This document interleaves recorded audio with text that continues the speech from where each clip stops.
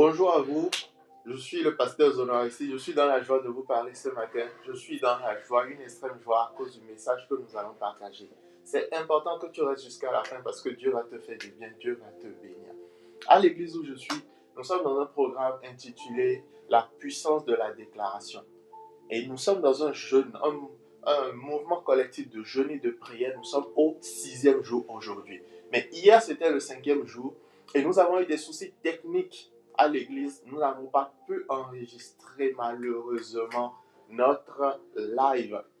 Et c'était tellement inspirant, c'était tellement bousculant que ma femme m'a demandé de reprendre mon exhortation. Je vais aller droit à l'essentiel aujourd'hui, droit à l'essentiel. Et c'est important que tu écoutes cette parole. Le titre de mon exhortation s'intitule « Cela n'arrivera pas ». Tu peux déjà commencer par déclarer cela. Les projets de l'ennemi pour ta vie en 2026, même en décembre 2025, cela n'arrivera pas. Cela n'arrivera pas. Ils sont en train de comploter, de formater des coups, en train de se dire tel mois il sera malade, tel mois il sera chassé de son boulot, tel mois son enfant va mourir, tel mois il y aura un deuil qui va survenir et qui va l'ébranler. L'Éternel dit, cela n'arrivera pas. Il est important que tu restes avec moi jusqu'à la fin pour comprendre. Ce n'est pas moi qui dis. Ce n'est pas moi qui te parle ce matin. Je suis un messager. Cela n'arrivera pas.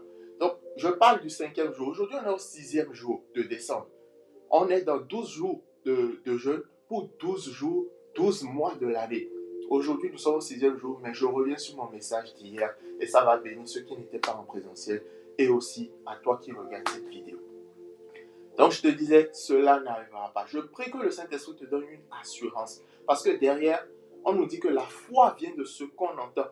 Et ce qu'on entend, ça vient de la parole de Dieu. Tu peux écouter des infos et mettre ta foi dedans, avoir peur. Tu peux écouter une publicité, mettre ta foi dedans et aller dépenser ton argent. Mais la foi véritable, ce qui nous reste, ce qui nous permet de déclarer des choses et que ça ait un impact, c'est la parole de Dieu.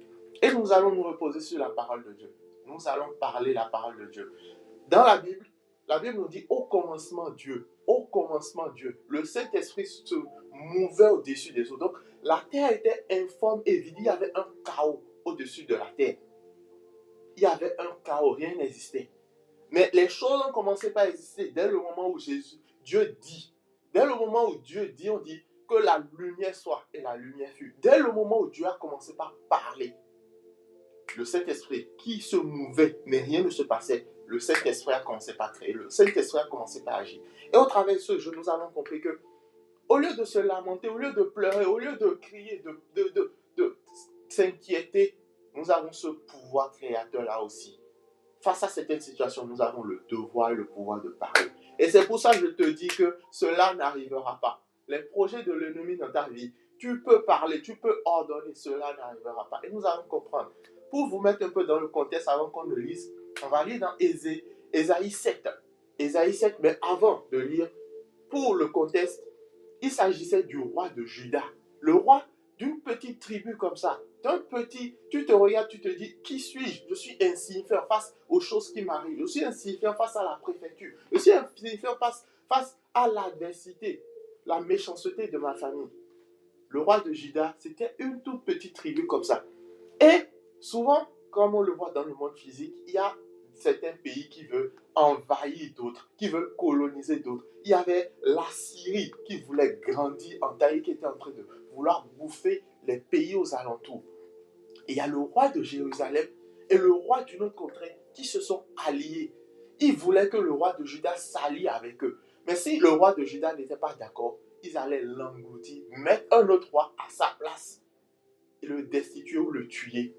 Et dans ce contexte où on allait l'envahir, on allait venir le déporter, il avait peur parce qu'il savait qu'il n'avait pas la capacité de vaincre. Il n'avait pas la capacité de pouvoir résister face à l'ennemi qui l'arrivait. Et dans ce temps-là, Dieu, étant au courant de ce projet, a dépêché un prophète, a dépêché un envoyé, a envoyé quelqu'un pour rassurer le roi de Juda, pour lui dire, n'aie pas peur, pour lui dire, sois tranquille, sois tranquille.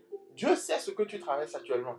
Dieu sait en janvier, en février, en mars, en avril, en mai, en juillet, août, jusqu'à décembre 2026, ce que dans le monde de ténèbres, ils sont déjà en train de programmer par rapport à ta vie. Ce qu'ils sont en train de formater, c'est ce qu'ils savent faire. Ils savent former des coups foireux. Ils savent, le diable, il sait qu'il lui reste très peu de temps.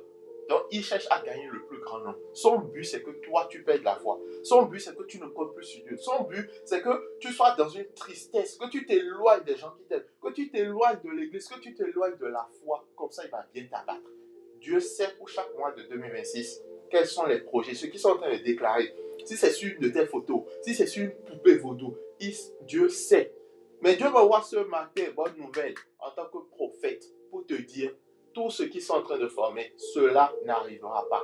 Ton mari ne mourra pas, sois-en rassuré. Tes enfants, ils iront à l'école, ils vont revenir, rien ne leur arrivera. Tes projets réussiront. Les projets de malheur n'arriveront pas. Maintenant, dans ce contexte que je t'ai donné, on va lire la parole, tu vas mieux comprendre et après on va prier. Je te prie de prendre Ésaïe 7. Nous n'allons pas tout lire, je vais guider la lecture. Ésaïe 7, nous allons commencer du verset 1. On va s'arrêter vers le verset 14. Mais suis bien la lecture, compte tenu du contexte que je viens de te donner. Ésaïe 7. Je lis la parole de Dieu. Sous le règne d'Achaz, dans certaines versions c'est écrit Ahaz, sous le règne d'Achaz, fils de Jotham et petit-fils d'Ozias, roi de Juda, Restin, roi de Syrie, se mit en campagne avec Péka, fils de Rémalia, roi d'Israël, pour faire la guerre à Jérusalem. Mais il ne put finalement pas l'attaquer. Je t'annonce, ils vont former des plans, mais ils ne pourront pas t'attaquer. Reste avec moi, reste dans la foi. Verset 2. Quand on a pris à la cour du royaume de David, c'est-à-dire quand on a pris au roi de Juda que les Syriens avaient pris position en territoire éphraïmite, le roi et tous ses sujets en furent secoués comme le feuillage des arbres de la forêt quand ils sont agités par le vent. C'est normal que tu aies peur. Il y a des situations actuellement dans ta vie, que ce soit des combats que tu mènes, une addiction que tu as, que ce soit la préfecture peut-être qui, tu vois, que ce soit au boulot, actuellement l'adversité s'est levée, ou une opération chirurgicale que tu as à passer. Les médecins ont dit, oui, les médecins ont dit, et ça te fait trembler. Tu te dis, quelle sera la fin, quelle sera l'issue. Je suis envoyé ce matin. On continue au verset 3. Alors l'Éternel dit à Ésaïe, va à la rencontre d'Achaz le roi, toi et ton fils. Tu le trouveras vers l'extrémité de l'aqueduc du réservoir supérieur, sur la route du champ du teinturier. Tu lui diras, garde ton calme. Garde ton calme. N'aie donc pas peur et ne perds pas courage contre ces deux bois de tison fumant devant la fureur de Restin et de son pays, de la Syrie et du fils de Rémalia. Le Seigneur sait où tu es actuellement et il m'envoie te dire, garde ton calme. Le Seigneur pouvait dire au prophète exactement où était le roi de Juda parce qu'il était en train de trembler. Le Seigneur sait où tu es assis. Où tu es assis actuellement. Dans ton salon, dans ta voiture. Où tu es actuellement dans ta chambre en train de te demander comment cela va se passer. Comment cela va se passer. Garde ton calme. C'est ce que le Seigneur m'envoie te dire. Garde ton calme, n'aie donc pas peur et ne perds pas courage devant ces deux bouts de tison fumant. Regarde comment Dieu nomme. Je t'ai dit que le roi de Juda, le royaume de Juda, le royaume de Jérusalem est tout petit par rapport à ceux qui veulent l'envahir. Mais regarde comment Dieu nomme.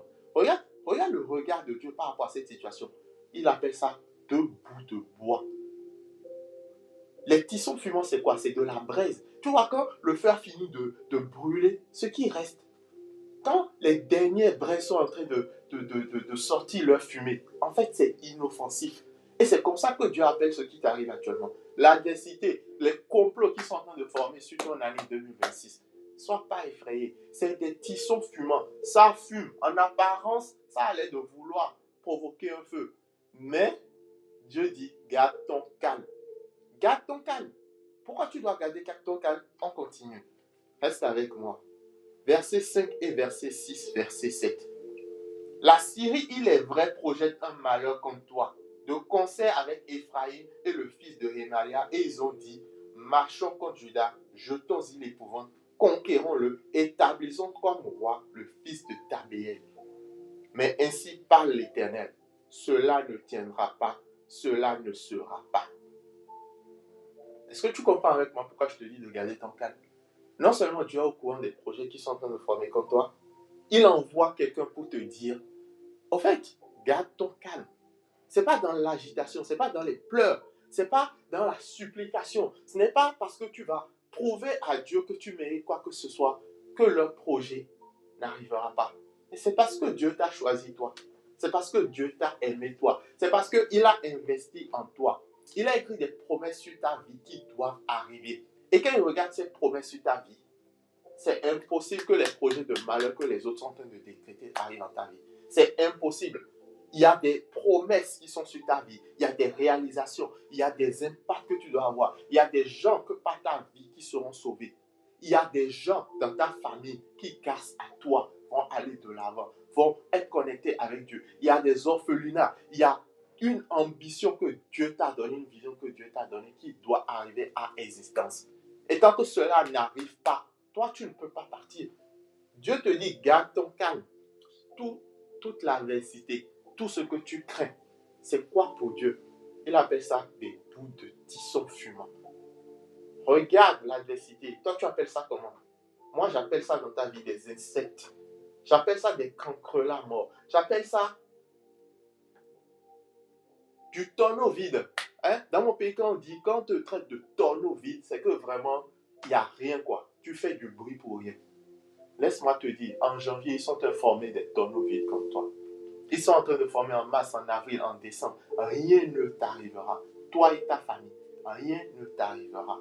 Dieu dit, cela ne tiendra pas, cela ne sera pas. Dans d'autres versions, c'est écrit, cela n'a aucune chance d'arriver. J'aime encore cette version où Dieu dit, cela n'arrivera pas. Au verset 7.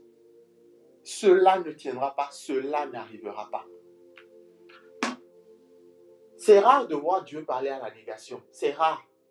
Mais notre Dieu, il dit cela n'arrivera pas. Donc toi-même, tu peux bomber le torse et déclarer au nom de Jésus, les forts projets qui sont formés contre moi par le monde des ténèbres, je déclare que cela n'arrivera pas. Ils ont prévu que telle opération sera compliquée. Peut-être il y a un risque. Il y a un certain nombre de pourcentage de personnes qui meurent après cette opération. Pour toi, cela n'arrivera pas. Oui, tu souffres peut-être de diabète et que oui, statistiquement, l'espérance de vie, c'est ça. Mais pour toi, cela n'arrivera pas. Cela ne te concerne pas. Parce que l'Éternel t'a choisi. Parce que Dieu est dans ton camp. Parce que tu es un peuple, une nation sainte. Quelqu'un qui l'a justifié. Qu'il a justifié. Et tu vas comprendre pourquoi. Il t'a justifié, il t'a choisi, il t'a aimé à ce prix-là. Regardez au verset 8 ce que Dieu nous dit. Dieu lui dit, cela ne tiendra pas, cela n'arrivera pas. Et Dieu dit au verset 8, car c'est Damas, la capitale de la Syrie, et c'est Restin qui est chef de Damas. Dans 65 ans, Ephraïm sera écrasé et n'existera plus en tant que peuple.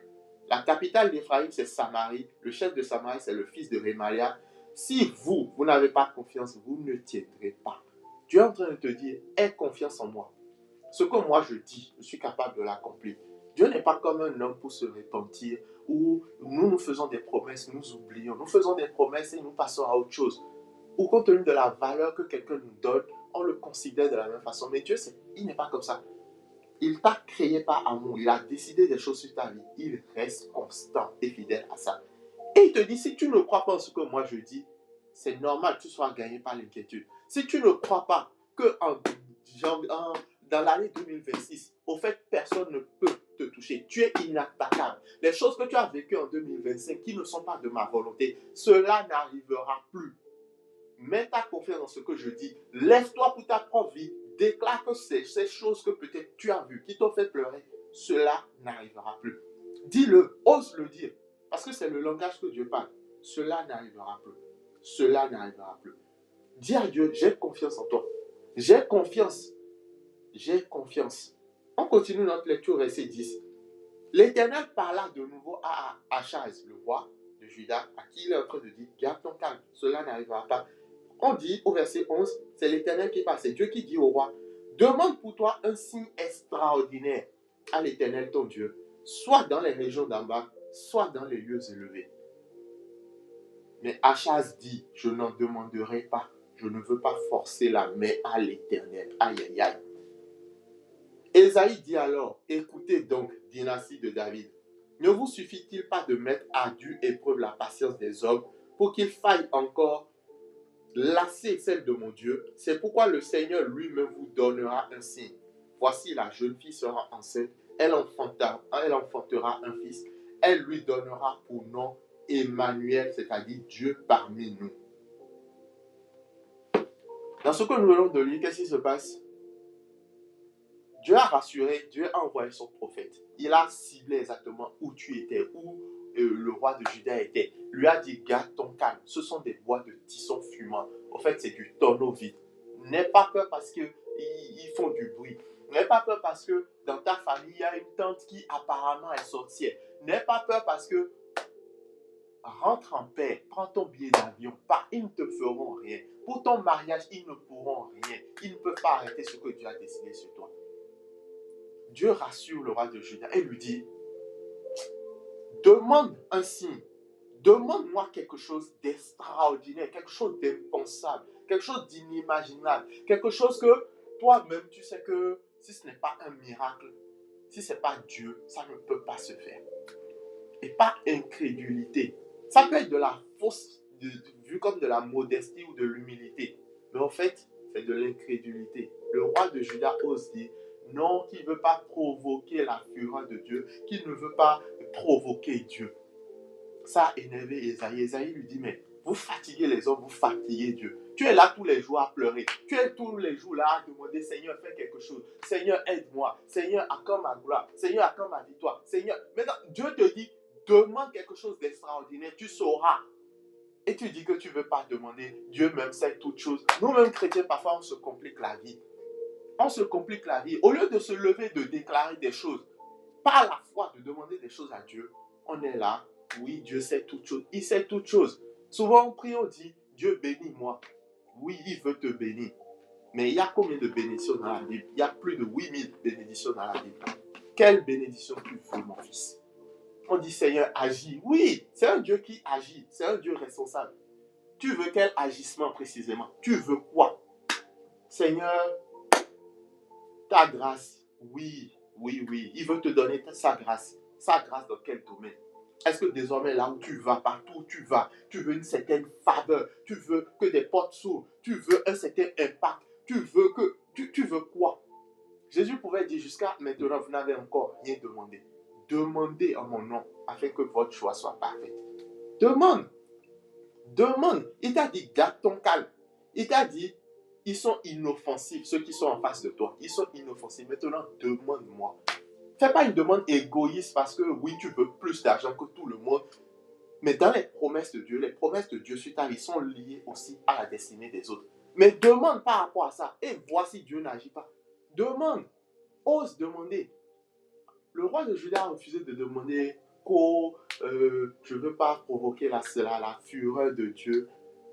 Et Esaïe a dit, comme tu ne veux pas demander, comme tu as peur, comme tu es incrédule, sans foi, Dieu lui-même vous donnera un signe. Ce signe, ce sera quoi? La femme, la Vierge tombera enceinte. Elle portera un enfant qu'on appellera Emmanuel, c'est-à-dire Dieu parmi nous. Et je te bénis, je me bénis moi-même parce que je suis content de vivre à cette époque, parce que je sais que cette parole est déjà réalisée. Emmanuel est parmi nous. Emmanuel, non seulement il est mort, mais il est ressuscité. Et nous avons Jésus. Nous avons Emmanuel. Nous avons son pouvoir. Nous avons sa puissance. Et c'est pour ça que nous pouvons demander au nom de Jésus. C'est pour ça que nous pouvons croire quand notre Père nous dit cela n'arrivera pas. Nous pouvons croire. J'ai fait mes petites recherches. Je me suis rendu compte que cette parole de Isaïe, ça a été écrit à peu près à l'an moins 732 avant Jésus-Christ. En ce moment, Isaïe prophétisait, la vieille sera enceinte, Emmanuel. Ce sera le signe. Mais même avant ce signe-là, l'adversité que tu crées actuellement dans ta vie, ça va disparaître. Même avant que ce signe-là n'arrive. Donc même le signe que par la foi, en m'écoutant, tu as demandé à Dieu, même avant que ce signe n'apparaisse, toute brique d'adversité, tout mur, tout rempart, tout édifice, tout bois de tison fumant, tout insecte qui actuellement te faisait trembler, ils n'existeront pas, même avant le signe que tu as demandé. C'est ce que je proclame sur toi. C'est ce que je déclare. C'est ce que je t'apporte comme message ce matin. J'ai une bonne nouvelle pour toi. L'addiction que tu as ça ne peut pas avoir le dessus sur ton Dieu. L'addiction que tu as, ça ne peut pas te tuer et t'éloigner de Dieu parce que lui, il a des projets pour toi. Il t'aime plus que ça. Toi, remets-lui ce fardeau-là. Dis-lui, Seigneur, j'ai lutté moi-même, mais maintenant, je me remets à toi parce que c'est des tissons fumants. Parce que je crois que ce que tu as fait à la croix, ça a eu la victoire. Jésus pouvait dire, tout est accompli. Quand il disait ça, c'est non seulement tout est accompli parce que la prophétie d'Ésaïe a été accomplie, parce que c'est le signe ultime maintenant pour nous. Quand tu regardes ce signe de Jésus qui est mort à la croix, mort, ressuscité, tout est accompli. Si tu n'as pas encore donné ta vie à Jésus-Christ, mon frère, c'est simple comme prière. C'est ça qu'on appelle la nouvelle naissance. Au travers ce signe miraculeux, prodigieux, tu dis, Seigneur Jésus, je veux faire de toi mon Seigneur, mon Sauveur. Tu le fais avec foi, tu deviens enfant de Dieu. Rapproche-toi d'un homme de Dieu pour être accompagné dans cette nouvelle vie, dans peut-être te faire baptiser. Mais comme tout dans le règne animal, tout ce qui naît a besoin d'être accompagné par sa maman ou par son père. C'est une nouvelle naissance. Si tu le sens dans ton cœur et Dieu t'appelle, ne résiste pas. Ne résiste pas. Je te dis, demande un signe à Dieu. Ton année 2026 et au-delà sont sécurisées. On est au 5e jour de notre temps de jeûne et de prière. 5e jour qui signifie pour moi mai, 5e mois de l'année. Donc je te dis, jusqu'à mai, tu n'as rien à craindre. Toi, tu peux être violent dans la foi et dire jusqu'à 2050, 2000, mais jusqu'à mai, moi, je t'assure que tu vivras. Aucun membre de ta famille ne tombera. Aucun cheveu de ta tête ne tombera. La maladie qui te fatiguait, dis, cela n'arrivera plus parce que tu crois en ce que l'Éternel te dit. Là, je suis au verset 16. On dit, mais avant que l'enfant apprenne à rejeter le mal et à choisir le bien, les pays des 2 rois que tu crains aujourd'hui seront abandonnés. C'est pour te dire que la victoire, elle est totale. Dieu qui sait les projets qui sont en train de former sur toi en 2026. Dieu qui a envoyé quelqu'un pour te parler. Dieu qui t'encourage ce matin. Dieu qui te dit qu'il t'aime à ce prix-là. Te dit, même avant des promesses qu'il t'a faites, même avant des déclarations que tu as faites. Ce que tu crains aujourd'hui, ça tombe. Ça tombe et je le proclame sur ta vie. Je le déclare sur ta vie.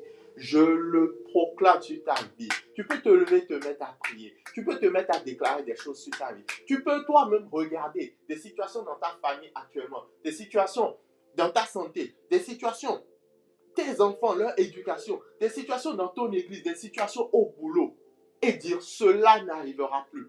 Cela n'arrivera plus parce que Dieu parle ainsi. Alors moi aussi, je suis capable par le pouvoir que j'ai en Jésus-Christ de dire cela n'arrivera plus. C'est terminé. Addiction, c'est terminé. Esprit de femme de nuit qui me visite la nuit, c'est terminé. Pauvreté, c'est terminé. Cela n'arrivera plus. Improductivité, c'est terminé parce que tu es né. Tu es une réussite. Tu es un succès. Quand Dieu t'a créé, il a dit des projets de paix, de bonheur, de gloire sur toi. Et j'appelle cela en manifestation. Que tes dons, tes talents soient révélés. Cela n'arrivera plus. C'est ce que Dieu dit. Et je le dis à partir d'aujourd'hui. Les Égyptiens que tu voyais hier, cela n'arrivera plus. Fais cette démarche si tu ne l'as jamais fait, de vraiment donner ta vie à Jésus. De lui confier tes lendemains. Fais-le lui ton Seigneur, ton Sauveur. Et laisse-moi te dire que c'est la meilleure décision que tu peux prendre de ta vie. Dieu t'aime.